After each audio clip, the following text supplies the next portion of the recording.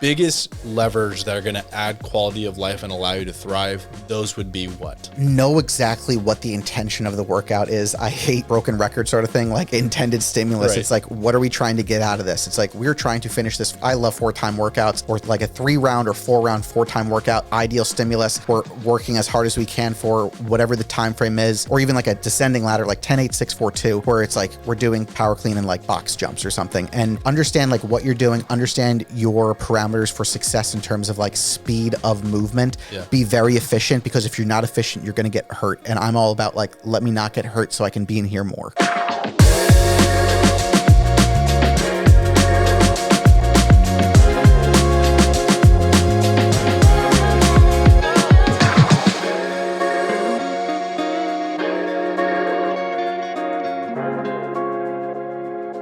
All right, welcome back to the Real Training, Better Living podcast. I'm Tommy, co-host Chris. Episode 3, we're going to dig into the client hierarchy of success.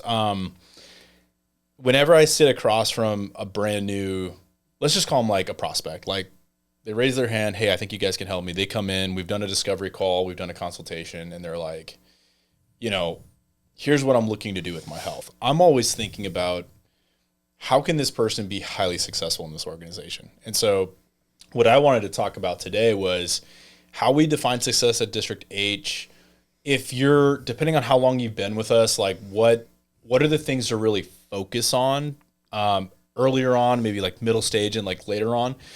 And then how do we kind of measure that and how we think about it? Because I want clients and potential clients to understand, like, how are we defining success? What are we setting you up for so that one day you'll be able to accomplish X, Y, and Z? Like, I want us to be very clear about that, because to be honest with you, like the look good, feel good gets solved relatively quickly. Like if you're pretty diligent about it, we're talking like 3 to 6 months. Like we conquered that mountain.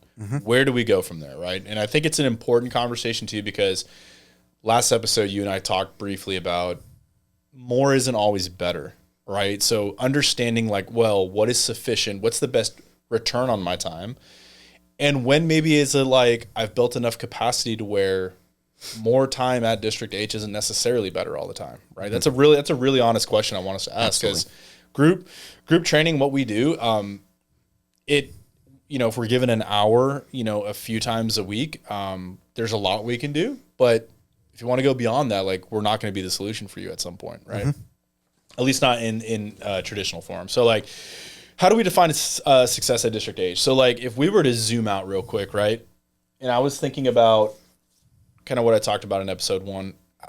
How do I know my business is successful? It's because I have a gym full of people who are thriving in their life. And the way I describe thriving is it's just like you are operating at full capacity to provide your God-given talents to the world as a professional, as a spouse, as a father or mother, as a friend, as just a human being.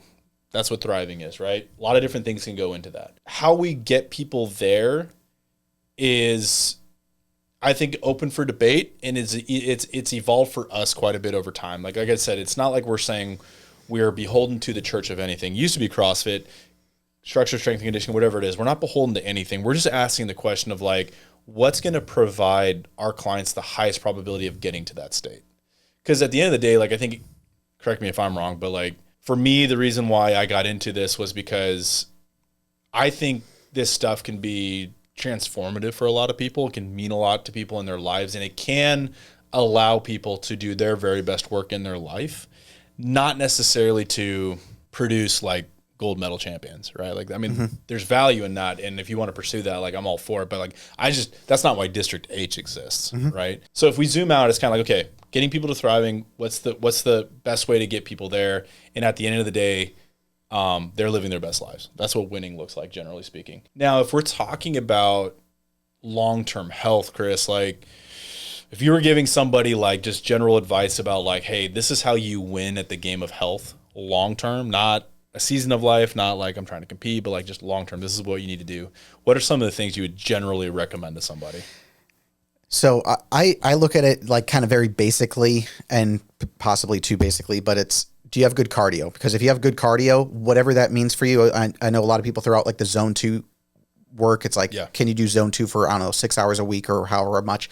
because that reduces all-cause mortality by 5x. All right. And, you know, in a pharmaceutical-ridden world, if you could take a pill that reduced your all-cause mortality by 5x, I think everybody would take it. So good cardio.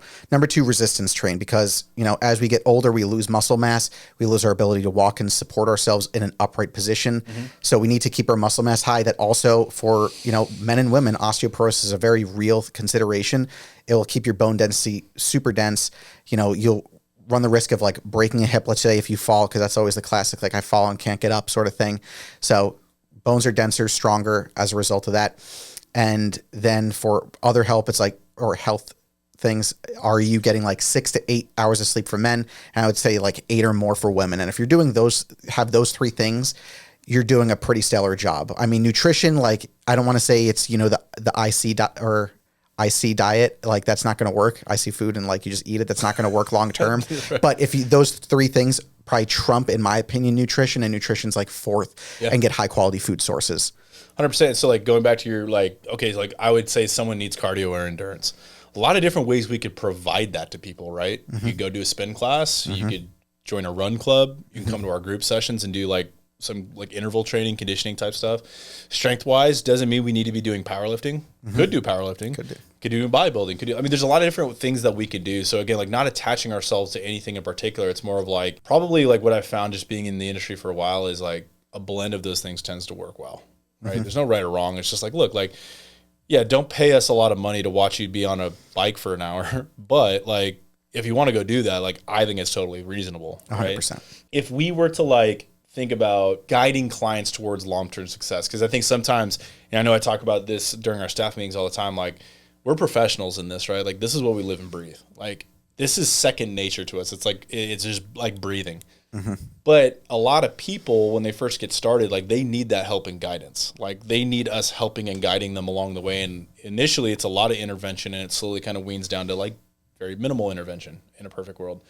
Like, how do you think about guiding somebody along their journey, and when do you know they're ready for less involvement from you? How have you thought about that? Yeah, another really good question. So I like to think of like less, you know, involving myself less and giving them a little bit more space, like even in a one-on-one, let's say, just as like they're progressing, or like, okay, like they kind of know, oh, we're doing like a upper body push-pull. Let's just call it like super basic upper body push pull. It's like, we know we're going to do a row of some sort, whether it's a barbell or whatever. It's just, I guess if they, going back to Gus as an example from our last episode, we talked about how Gus, he's getting ready to move. He just wants more. They're like, give me more information, give me more autonomy. You know, Abby, again, another example from the last episode, they want to do more and they know how to do more and trust themselves to do more. And then you're like, okay, here's the plan. Yeah. And I think like, organizationally, what we've realized is I think we've given people a little bit too much autonomy early on. So some of the things that we've decided to do, like strategy sessions and quarterly goal setting, like just with people, like just sitting down and being more proactive about understanding where people feel like they're being limited, and then having a conversation around what needs to be true in order to get them to point A to point B. Do you want to talk about like your first like quarterly sessions or strategy sessions you did and what you got out of it? Yeah, those strategy sessions were actually a really, really good idea. I don't remember if it was you or Christy that put them out there, but I had one with Christy Kyle, and she is, again, a very phenomenal, driven athlete. You know, she just puts her best foot forward in literally everything that she does. And me and her were having a conversation about like some practices to go put in going forward. And she's just one of those people that she's like, takes the information, knows exactly. She's like, okay, we have a plan. Let's move forward. And then Ankur, another great, like he's one of my favorite members at District H, and him and I were talking about like how to improve his back squat, because he's like, I feel like I have a mental block. I know I can do this weight, and him and I both agree he can do a certain weight. It's just this mental block. And we literally did our entire strategy session on just like mental preparation, and also some strategies of like wrapping around like how to get better at a back squat in very simple ways to create confidence. Yeah, and it's amazing how like just something as simple as just booking a 15-minute conversation every once in a while to have these conversations. Because like when we're coaching and we're on the floor, like I don't think it's the appropriate time to have those conversations. Now, like when we're doing one-on-one training, there's so much downtime where you can kind of have it inadvertently. Like, so, you know, like you're resting for 2 minutes, like let's talk. Or we can just be weird and not talk. Yeah.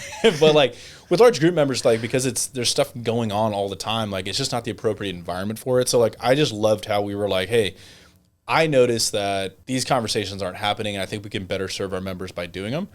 And it's amazing. Like, I love the feedback you gave me. We were like, actually, I loved it. And I feel like the members got a lot out of it. I'm like, perfect. So now we know what their intention is for coming to the gym, right? Or what's maybe annoying them, like getting mental about a back squat, a heavy back squat, which you can already back squat a lot. So I get why it's getting mental. Yes. Let's talk about like, if we were to build a pyramid, because gosh darn pyramid frameworks, it's got to be like, client success has to be built on this healthy foundation. And I think for most people, it's just starting with consistency. A big theme like for us this year is really talking about how do we get members out of their own way? Because for the longest time, I'm sitting here berating myself and our team because I'm like, guys, like we're not doing a good job. We're doing an excellent job. The reality is just this is just an hour of people's lives and they need more help and guidance. So how do we get them out of their own way? And it really just starts with consistency. Nothing is going to change in your life unless you're consistently changing. Do you want to speak to that real quick? You know, it's a really good topic to bring up because if you're just like, I want to change and I want like, I remember Bryce in our staff meeting being like, someone asked me, it's like, how do I get bigger biceps? And he's like, well, you have to train biceps like this many times a week. And I was just like laughing to myself because it's like, you know, it's very true. And we do probably like bicep curls a couple times a month, if at all. So it's like, you're going to literally have to 5X your training of just biceps to get there. So it's just kind of one of those funny things where it's like, you know, we have the solution. It's just like, you need to ask a question, then we implement.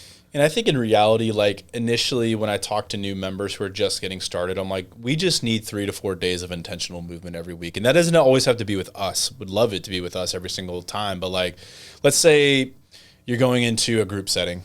Hey, 3 days a week, join us with a group. And then 1 day a week, do yoga, go for a walk, go for a run, just move. Right? Like but be consistent in your routine. And so some of the things that we've done just to kind of like make this more exciting for people is we've done the committed club and people and created this sticker process that people are obsessed. With. It's hilarious. Like I do it for the sticker. I'm like, do it for yourself too. Yeah. No, someone mentioned the other day, it's like, I'm coming in so I can get my sticker. And like, that's the only reason. That's the only reason why. Yeah. It's gotten out of control, you guys. No, but like, it's just making it fun again for people to want to be consistent, right? Because if they show up and they do the thing, you and I know they'll get life-changing results. But like, if I were to tell you the average, and this is just at district age, but the average group member going to any concept 2.4 times a week, what would you extrapolate out of that information? 2.4 times. I think they're at fairly average rates of like membership and like showing up to something. They're probably, I hate to say it this way, but like bottom of the barrel in terms of like consistency when they could do 3 or 4. And like if you're averaging 3 to 4, you're going to be much better long term because at a large group model, it's like you don't need to do what's on that board. Like we can modify things to be moving more efficiently. Yeah. And if you move more efficiently in like a wall ball workout, which I love wall ball workouts because it's like, let's move more efficiently. We don't always have to just destroy our legs. Right.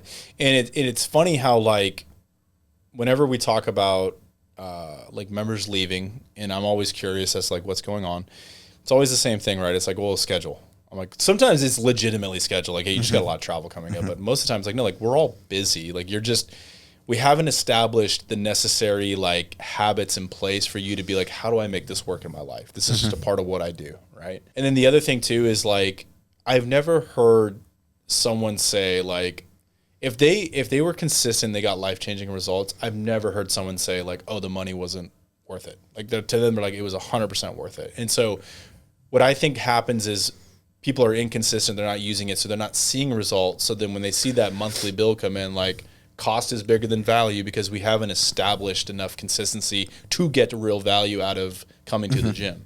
Right. And again, like I'm not trying to berate anybody. It's more of just like, I understand these things. And what we're trying to do with members and anybody is like, see value in what it is that you're doing. Because if you just show up 3 to 4 times a week, you will get amazing results. Like I've never seen that not happen for somebody.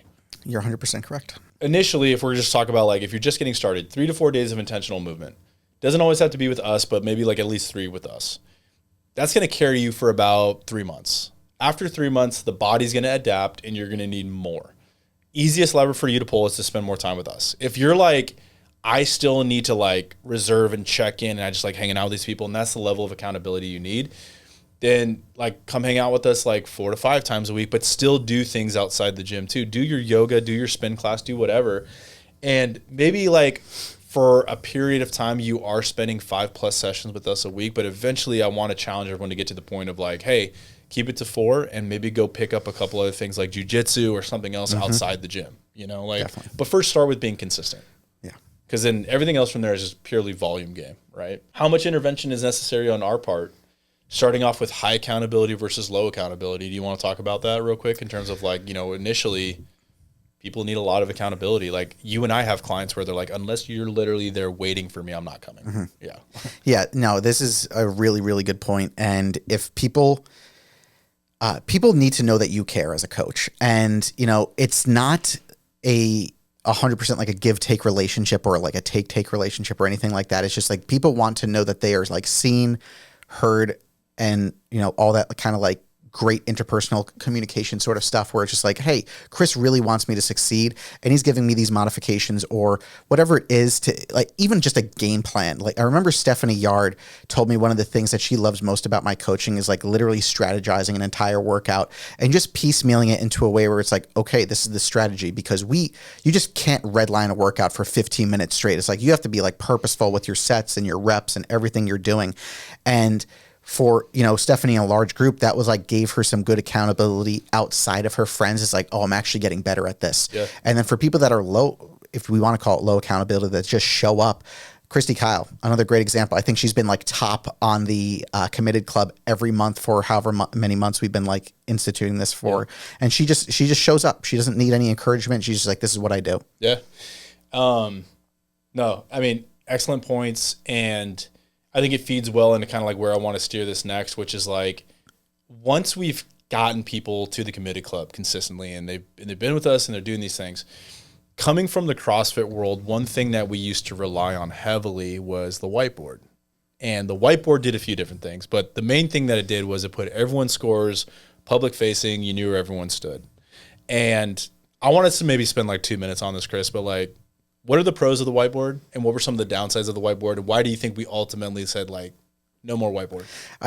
I jokingly say that the biggest pro of the whiteboard is that if you're really bad with names, you write all the names down and it's like, who's that person? And you go through, it's like, oh, it's like so-and-so. From a coaching standpoint, you're like, I know their name. Yeah, from a coaching standpoint. But that's my 2 seconds on that. From a member standpoint, a really good purpose of the whiteboard is just like, what has everybody done today? Can you really compare the 5 a.m. to the 5 p.m.? Probably not, because the 5 a.m. parents up early, nobody wants to be up that early. And it's like you're about to operate at 90% intensity for however long that the workout is. Also, try squatting as heavy as you possibly can for whatever rep scheme Dustin has.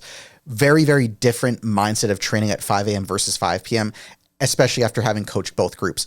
5 p.m. come in, fire breathers, and they know that, like, let's just say the Frank Gustavo relationship, like that is a proper, like, we can correlate, like I can compare myself on that, you know, scheme of fitness. So for pros there, great. It kind of gives you an idea of like, here's what to chase. Yes, here's an expectation for today. That's great. Okay. Great kind of like TLDR. As far as cons, it's just like, all right, I need to do what this person does, but you don't know if like, is their gymnastic ability like way better than yours? Yeah. Cause I know that my toes to bar pretty consistent overall. And then let's just take, I don't even know. Let's just take Summer, who kind of has a right shoulder occasional pain and whatnot. Yeah. She's just not going to be doing toes to bar. And it's not even remotely a 1-to-1 ratio in that aspect. So comparing yourself to others, like that one saying, comparison's the thief of joy, like just stop it. And I think the other thing too, like, and we're kind of navigating through this as a staff right now, is people get so attached to the RX and scaled numbers that we anchor their mind to. Mm-hmm. And the pros of that goes back to what you're talking about of like, okay, like here's an idea of what you should be doing, but just like going with what's on the board because you want that RX, because that gives you, it's like you're chasing it for the wrong reason. It should be for the intended stimulus, which people are like, here they go again about the intended stimulus. But at the end of the day, it's like, yeah, but it either makes you better or it doesn't, right? If you get that wrong. And so we've been battling issues with like, yeah, but if we anchor you guys to this with no context, like we're not actually helping you. Do you want to speak to that real quick? Yeah, another kind of really good point. So I'll just make up like a random workout. Let's say Dustin had programmed like we're gonna go for a 1 rep max squat clean, and you squat clean 185 for like just any man in the gym. And then the workout that day is like 21, 15, 9, 135, 95 power cleans and like ring depth. So we'll just do a quick little girl workout. That is like 70 to 80% of your 1 rep max that you just did on a squat clean. And now you're going to power clean that. We have anchored you to the wrong stimulus because we've given you kind of a false sense of like your ability level. And now you're about to do 45 reps. Right. Yeah. You're talking about Elizabeth. Elizabeth, yes. I still know my girl name. You know the girls. Still actually. No, and so, you know, one of the things that we decided to do as a team was get rid of the whiteboard. And I think for us, it's how do we bring more intention to teaching clients how to better understand how to take control of the workout? Not to say we want you guys to be experts in exercise physiology. We're just saying like, how do we anchor them to the right things? And what we were noticing was kind of like RX scaled, even though we still have some of that in there, but the whiteboard was leading to not so great outcomes consistently across our membership base. And like full disclosure, I take extreme ownership to say, hey, that's our responsibility. But sometimes in a 1-on-18 environment, like that's hard. It's really hard, right? So we just kind of made that decision to say, hey, let's move on. Yeah. Now, the opposite end of that, most of the people probably listening to this are unaware of this, but like removing the whiteboard also took some intention away from what it is that we're trying to do in group sessions. So one of the things that I've been working on in the background is coming up with this leveling system to say like, hey, let's create KPIs or benchmarks for people to aim for, because at the end of the day, it's like, this is meant to be fun. Like we're not training elite level athletes. They're not complete psychos like me, you and Josh. Josh is a complete psycho. That guy like lights off, no music. I'm coal miner workout. Yeah, exactly. Love you, Josh. He's the golden retriever of the gym. But we've also took away some of the fun out of it. And so one of the things that we've revisited, and you've already kind of seen the blueprint for it, is creating this way of like, hey guys, here's a better way of understanding where you're at. And here's something to chase, just to bring some attention to what you're capable of doing again, right? Like what are your thoughts about what I presented to you even like a couple months ago? You know, you and I have talked probably ad nauseum at this point about like using, you know, Mayhem affiliate not us using Mayhem affiliate programming, but like their levels as well, where it's like 3 different levels with Mayhem, their levels system that some CrossFit affiliates use or whatever it's called. It just gives us ideas to work with where, you know, Summer's a different athlete than you and you're a different athlete than me. And it's like, how can we modulate things so that we're operating in the same intended stimulus again of what the workout is. And if we're doing strict pull-ups, like I know I have a lot of strict pull-ups, but you know, maybe, you know, someone doesn't, and they're not going to be able to get the same stimulus, especially, you know, coaching for a while. Like if you don't have a lot of volume of pull-ups and, you know, we're having you do 45 inside of a 12-minute time frame, there's not enough recovery. So you're just going to have to do something different. Right. So really it's coming from this place of like, not only are we creating more predictable outcomes for clients because they have a better way of understanding, here's where I'm currently at. So when I look at a workout, we're providing them that guidance of like, this is where you need to be. But we're also gamifying it to say, hey, but I also want you to get really good in this and be consistent and get really good in this level, but then this is what it means to get to this level. And we're going to test you in the next 4 to 6 months to see if you're ready for that level. Yeah. Just to make it fun. Right? And like you said, predictable outcomes. It's like, are we doing something that's giving us verifiable results and we're moving in the right direction? And if you're regressing, we're not doing enough of that thing. Or if it's just too random, people aren't getting the most out of going back to that like value cost equation. Like I want value to be more than cost. And I think we can deliver more value by just doing something like that, right? For people. It makes it also easier to coach. Hey guys, like this is where you should be, right? So then like kind of success for us is, you know, consistency, taking more ownership over your workouts, just understanding kind of where you're at, getting the intended stimulus more consistently, reinforcing basic habits within lifestyle. So like these are things that like within our strategy sessions, like I want us to be tackling at least one thing of like, hey, like what's one major roadblock outside the gym that you're dealing with? Sleep, stress, travel, nutrition, like all these things are I'm like, okay, well then let's give you strategies to be able to navigate that. But then the last part of it, right? Like once we've established consistency and once we've gotten to a certain level of capacity, right? Now let's go explore. So KPIs around that for me would be like, okay, now let's start talking about some of the tilting towards high rocks or CrossFit or bodybuilding or weightlifting or, choose your adventure, right? Question for you. How much strength and capacity is enough for the average person who's coming into our gym? How would you answer that question? That is very vague, but in a good way, because it's enough strength is enough as far as I'm concerned. Like it's just like, what are you trying to do? Okay, if you have the strength to, let's just talk about like a reverse sled drag where you're just pulling a sled backwards. I consider 15 minutes of backward sled drag at minimum your body weight good strength. If you can't do that, you probably should consider going up on that, because it bulletproofs your knees, it burns your quads up. And, psychopath that I am, it's like, can I drag myself for 15 minutes backwards? Yeah. Yeah. And I think like what I think about, and this kind of lends into like how district H programming has evolved, like we talked about in episode 1, is like, if I'm thinking about the things that truly matter and what I want to prioritize, it's kind of like there are certain things under the traditional CrossFit methodology, which I think are fun to learn, are not the best use of an hour of time. And so like, not to say, guys, like I don't want you to be able to like pursue these things, but understand from a global programming standpoint, I'd rather prioritize you building more endurance, getting stronger, moving multiplanar, training athletically, than whether or not you can get 30 ring muscle ups. Like I just think it's cool and fun to go pursue, but that should be after we've done these other things. Because trying to train everything concurrently, yeah, if you're a newbie, it's going to work. But after a while, it's like, no, we got to kind of focus on certain key things every single period, right? In order for you to see progress. Again, edges of body composition, all that stuff. So last 2 minutes, Chris, I kind of want to just wrap up with like, when you're thinking about, let's talk about like just the general person that walks into our gym, how would you describe them? I would probably say, with the people that I've seen walk in over my 1.5 years here, it's just a working professional in the age range of like 30 to 45 years old, couple kids, and they come in and are like, hey, I've walked by this gym like a dozen times. What do you do here? And that's the average person, is like someone with a couple kids, spouse, dog, they want to be healthier. They haven't worked out. I think we talked about this in one of the previous podcasts. They haven't, worked out in 6 months, a year, maybe 5 years or something of that nature. They have some sort of athletic background or experience lifting, if no athletic background. So general population. And if they're constrained by time, right? Like they don't have all day to train. They got jobs, they got kids, they got 1 hour with us, right? And we're trying to say, how do we give them highest quality of life, minimum effective dose with, I guess, basically saying the least amount of risk?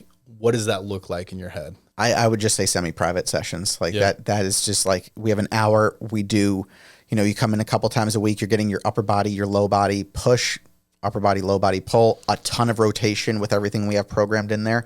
And that's like the simplest solution if you're not ready to go into like a large group session where you're doing much more complicated movements, and there is more risk. It's just inherently more risky in large group, especially if you're not comfortable with certain barbell movements. Yeah. Now, for people who are experienced, and let's say they have been doing semi-private for like 6 to 12 months, they've kind of ready for large group, they've graduated, we've done our job well, like, and you're saying, okay, large group clients, like, you still have the same hour that we need to focus on, like, biggest levers that are going to add quality of life and allow you to thrive, those would be what? Know exactly what the intention of the workout is. I hate the, broken record sort of thing, like intended stimulus. Right. It's like, what are we trying to get out of this? It's like, we're trying to finish this. I love 4-time workouts, or like a 3-round or 4-round 4-time workout. Ideal stimulus. We're working as hard as we can for whatever the time frame is, or even like a descending ladder, like 10-8-6-4-2, where it's like we're doing, power clean and like box jumps or something, and understand like what you're doing, understand your parameters for success in terms of like speed of movement. Be very efficient, because if you're not efficient, you're going to get hurt. And I'm all about like, let me not get hurt so I can be in here more. Yeah, guys, like just enough strength and capacity and overall athleticism to have great quality of life, allow you to go explore the edges of what you're capable of, but also at the end of the day, like, allow you to focus on the bigger priorities in your life. Like everyone who comes to our gym, the priority isn't the gym. It's meant to serve as a platform for elevating all the other aspects of your life. So we got to do our job in making sure you're able to do that consistently, right? Without being beat up and hurt and all that. So with that, you guys, that's how we think about success, client, hierarchy of success. Start with consistency. We build from there. We have a couple different ways we measure how you are building, and then we get to go explore, right? Like we get to have fun with our fitness. So that's pretty much it for this episode, guys. Thanks for joining us again. And yeah, we'll see you next time.